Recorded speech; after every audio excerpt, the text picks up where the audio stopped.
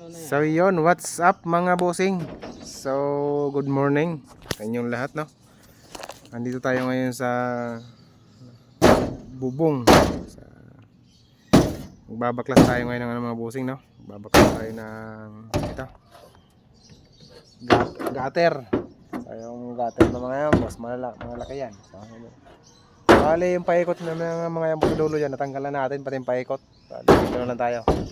Then dyan sa likod, punta doon. Tatanggalin natin yan, punta doon ng gutter. So kung tatanggal nga pala kayo ng mga gutter ng busing, no? Kaya mag-grinder kayo sa taas. Bale ito yung gamitin nyo. Yan, diamond cutting, diamond para sa tiles. Ito yung gamitin nyo pagka magka-cutting kayo ng yero sa mga critical na area, kaya na nasa bubong o kaya sa mga mataas na lugar, no? Kasi ito yung bala na hindi madaling mabiyak ng mga busing. So yun, kasi pagka-cutting this mga boss, so kunting giwang lang nito, kunting pagkakamali lang, iipit ng mga busing, no? So mabibiyak, delikado sa atin. So, baka matamaan yung mga kuyakoy, no?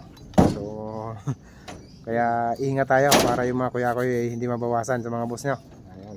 So ngayon mga busing, ano natin yan, tatanggalin natin yung ano, yung kasi ginagamitan natin ng grinder mga bossing. Kasi kung nararamdaman nyo yung mga tok nya, yung tok halos kasi laki ng daliri ko, ang laki, ang tigas. Kaya ginagamitan natin ng ano yan, grinder. Ayan,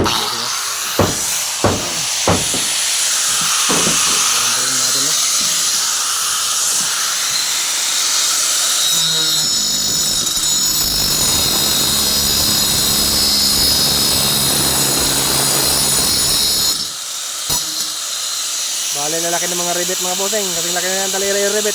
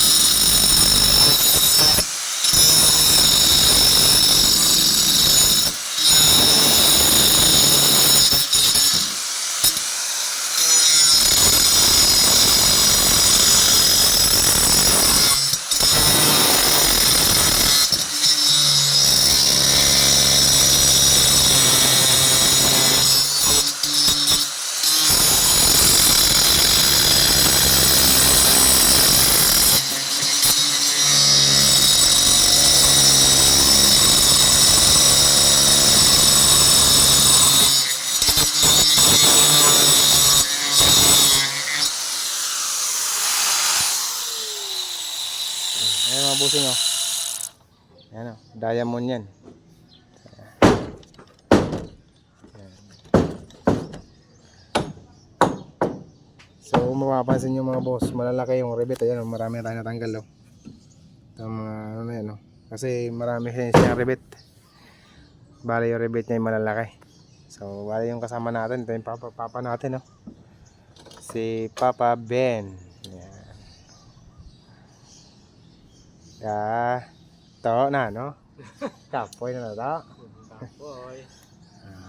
Kapoy ang mga tao nga kaobra sang Mayo. Samon nga mga Ilonggo na eh. Shout out da sa mga Ilonggo da ba? Ang mga lingkod to. O gampang na siya to. Dadamo ka salamat din sa inyo, ah. Dam, mga salamat sa ating mga taga-subaybay da. Kaway-kaway sa inyong tanan. kaway sa tapas dyan. Sa mga kuya-koy da, ha? Base mo. Tubo. Ayaw mo makalimot pag-subscribe sa mga kuya-koy. Magsama-sama na tayo dito.